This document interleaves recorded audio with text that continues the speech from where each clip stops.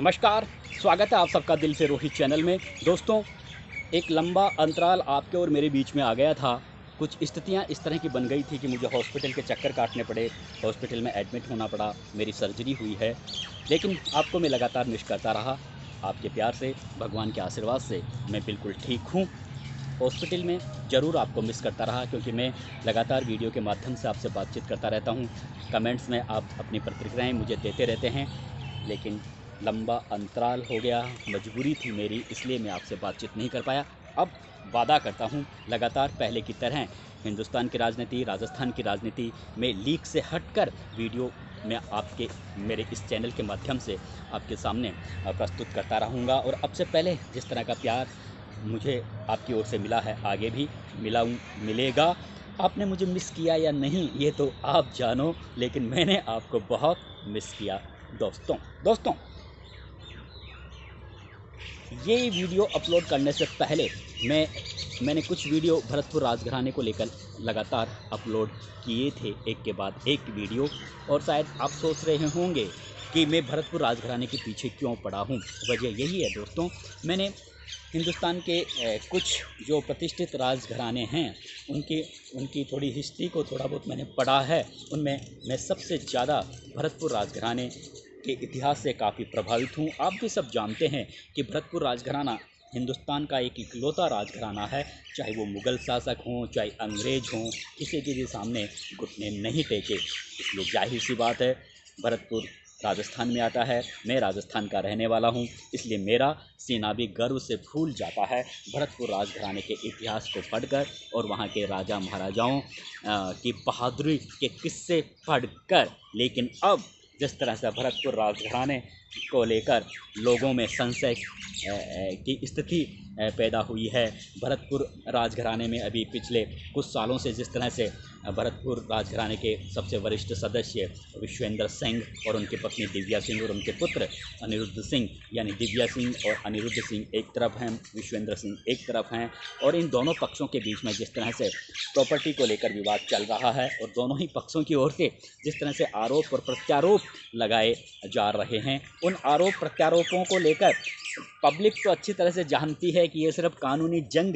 जीतने के लिए दोनों पक्षों की ओर से इस तरह के आरोप एक दूसरे पर लगाए गए हैं। क्योंकि पब्लिक ये अच्छी तरह से जानती है कि ना तो दिव्या सिंह और अनिरुद्ध सिंह विश्वेंद्र सिंह को लेकर इस तरह का गलत व्यवहार अपना सकते हैं, और ना ही क्योंकि काफ़ी लंबे समय तक एक अच्छा सुखी दाम्पत्य जीवन इन्होंने बिताया है। तो इस तरह से अब इस तरह में कभी भी पति पत्नी जो काफ़ी आराम से प्यार मोहब्बत से रहे हों, अनिरुद्ध सिंह भी विश्वेंद्र सिंह के काफ़ी करीबी थे। इतना सब कुछ होने के बाद में इतनी दूरियां, इतना जो खटासपना कभी भी नहीं आता है। आप सब जानते हैं, आप सब फैमिली वाले हो, लेकिन जब प्रॉपर्टी का विवाद होता है तो फिर आरोप प्रत्यारोप कानूनी जंग जीतने के लिए इस तरह से लगाए जाते ही हैं। अब जिस तरह से अनिरुद्ध सिंह ने कई बार कहा कि मुझे मेरे पिता से जान से खतरा है, जिस पिता ने बचपन में अनिरुद्ध सिंह को अपनी गोदी में खिलाया हो और काफ़ी प्यार, सम्मान, दुलार दिया हो, अच्छा पढ़ा लिखाया हो, और अब तक भी अनिरुद्ध सिंह विश्वेंद्र सिंह का सोशल मीडिया का काम अभी कुछ सालों से पहले लगातार देखते आ रहे थे, तो एक अच्छा तालमेल था। लेकिन अब जब प्रॉपर्टी का विवाद आता है तो फिर आरोप प्रत्यारोप इस तरह के लगते ही रहते हैं।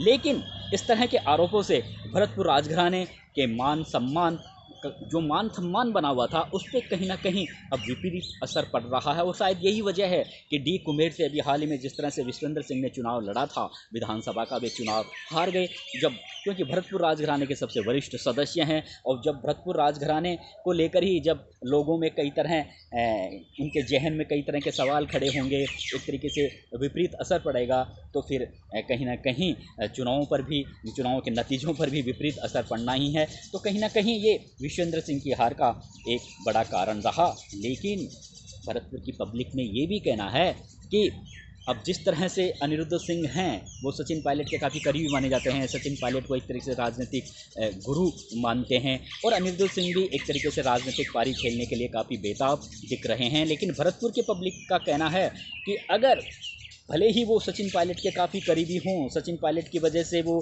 कांग्रेस पार्टी का टिकट हासिल करने में भी सफल हो जाएं, लेकिन अगर उन्हें चुनाव जीतना है तो वे अकेले सचिन पायलट के बदौलत चुनाव नहीं जीत सकते। चाहे भरतपुर में सचिन पायलट आकर खुद चुनाव प्रचार करें, वहाँ पर अभी भी विश्वेंद्र सिंह का राज चलता है। विश्वेंद्र सिंह की एक आवाज़ पर भरतपुर में लाखों लोग सड़कों पर उतर जाते हैं। विश्वेंद्र सिंह चुनाव हार गए हैं, लेकिन उनकी पर्सनैलिटी में अभी भी किसी भी तरह की कोई कमी नहीं आई है। वहाँ के लोगों के बीच में मैंने कई दिनों तक रहा हूँ। वहाँ के लोगों का कहना है कि अनिरुद्ध सिंह को अगर एक सफल राजनेता बनना है तो विश्वेंद्र सिंह की रहनुमाई में ही वे अपने पॉलिटिकल कैरियर को चमका सकते हैं, आगे बढ़ सकते हैं, भले ही वे सचिन पायलट के करीबी हों।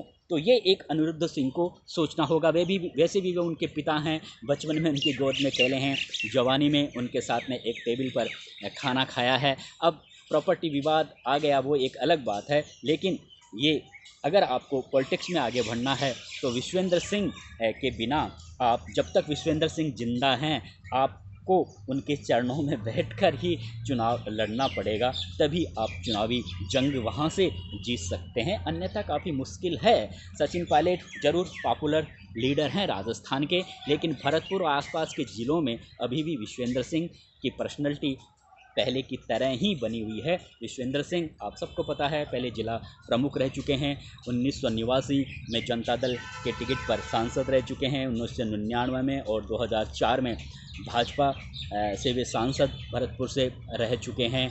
पिछली गहलोत सरकार में वो कैबिनेट मंत्री थे। 1993 में कांग्रेस पार्टी से वे नदवई विधानसभा सीट से विधायक रह चुके हैं और 1996 में अपनी पत्नी को भी उन्होंने भरतपुर से सांसद बनवा दिया था। इसलिए भरतपुर ज़िले में विश्वेंद्र सिंह ही एक ऐसे इकलौते नेता हैं जिनकी काफ़ी पकड़ है हर जाति और बिरादरी के लोगों में। इसलिए अनिरुद्ध सिंह एक अच्छे युवा हैं, काफ़ी अच्छे पढ़े लिखे लीडर हैं, पढ़े लिखे व्यक्तित्व के धनी हैं, लेकिन अगर वो राजनीति में अपनी पारी की शुरुआत करना चाहते हैं तो उन्हें विश्वेंद्र सिंह की अंगुली पकड़नी ही होगी, और अंगुली पकड़ने में आपको कोई हर्ज भी नहीं होना चाहिए, क्योंकि एक तो वे भरतपुर और आसपास के ज़िलों के एक ग्रेट पर्सनैलिटी हैं, दूसरा वे आपके पिता हैं।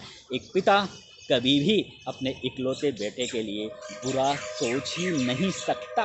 भले ही प्रॉपर्टी एक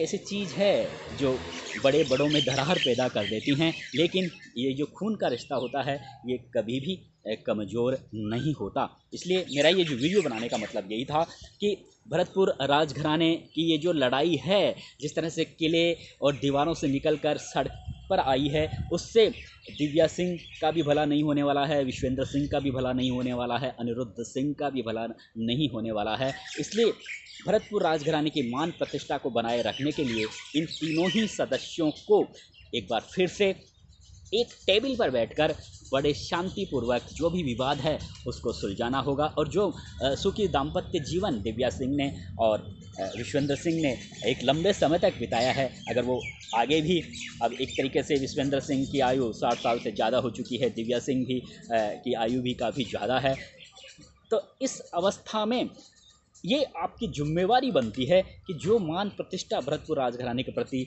भरतपुर के और आसपास के ज़िलों में सदियों से बनी आई है, वो मान प्रतिष्ठा आगे भी बनी रहे। तो इसकी सबसे ज़्यादा जिम्मेदारी अनिरुद्ध सिंह की बनती है, क्योंकि वे आने वाले दिनों में एक तरीके से इकलौते पुत्र हैं विश्वेंद्र सिंह के, तो उनकी ये जिम्मेदारी बनती है कि वे भरतपुर राजघराने की मान प्रतिष्ठा को बरकरार रखने में अपने पिता से ज़्यादा अपनी कृतज्ञता दिखाएं, क्योंकि आने वाला समय उनका है। विश्वेंद्र सिंह ने तो एक शानदार तरीके से अपना जीवन जिया है, कई बार सांसद रह चुके हैं और कैबिनेट मंत्री भी रह चुके हैं।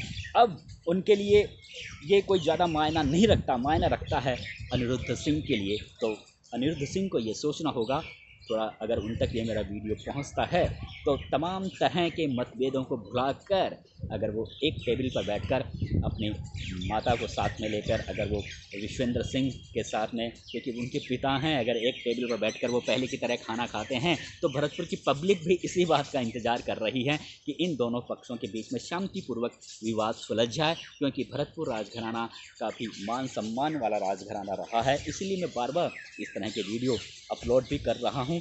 अब शायद ये मेरा आखिरी वीडियो होगा, इसलिए मैंने अनिरुद्ध सिंह को तक अगर ये वीडियो पहुंचता है तो उन्हें थोड़ा गंभीरता से मेरे इस वीडियो में जो मैंने कहा है वो बिल्कुल सत्य बात है। अगर उन्हें पॉलिटिक्स में आगे बढ़ना है तो विश्वेंद्र सिंह की उंगली उन्हें पकड़नी ही होगी। नमस्कार दोस्तों।